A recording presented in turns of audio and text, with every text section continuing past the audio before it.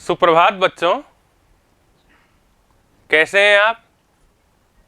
बच्चों, आज के इस वीडियो में हम कक्षा 9 की हिंदी विषय की पाठ्य पुस्तक क्षितिज के काव्य खंड के अध्याय 12 का भाग 2 पढ़ेंगे। कवि है माखनलाल चतुर्वेदी। कविता का नाम कैदी और कोकिला।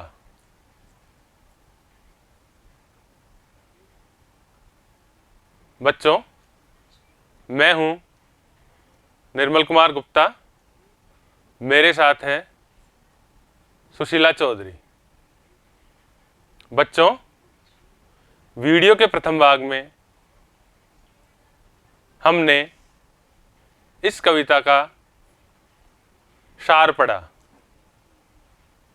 आशा है आपने वीडियो देखा होगा और उसको समझा होगा। इस भाग में हम कविता के प्रश्नोत्तर हल करेंगे। शुरू करें बच्चों। प्रश्न 1, कवि माखनलाल चतुर्वेदी द्वारा संपादित पत्रिका है। बच्चों, यहां आपके सामने 4 विकल्प हैं। इनमें से एक सही विकल्प चुनकर आपको लिखना है। पहला है प्रभा, दूसरा करमवीर, तीसरा प्रताप, चौथा उपर्युक्त सभी। बच्चों, चतुर्वेदी जी ने इन तीनों पत्रिकाओं का संपादन किया। उत्तर है उपर्युक्त सभी। प्रश्न 2, अर्धरात्रि में कोयल की चीख सुनकर कवि की क्या प्रतिक्रिया थी? उत्तर है कवि को लगता है कि कोयल पूरे देश को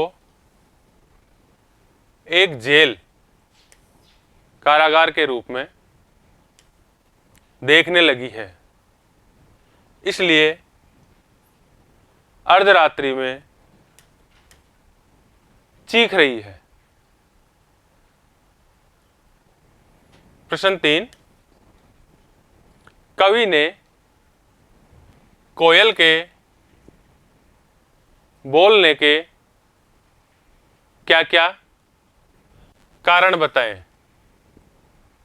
बच्चों, जैसा हमने कविता में पढ़ा, कवि कहता है कि शायद कोयल बावली हो गई है या कोयल ने अंग्रेजी सरकार के अत्याचार देख लिए हैं या कोयल विद्रोह के बीज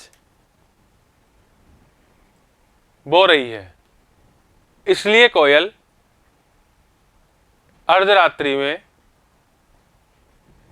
चीख रही है। प्रश्न 4, प्रस्तुत कविता में कवि ने क्या प्रदर्शित किया है? उत्तर है प्रस्तुत कविता में कवि ने कोयल के माध्यम से अंग्रेजी सरकार के अत्याचारों को प्रदर्शित किया है।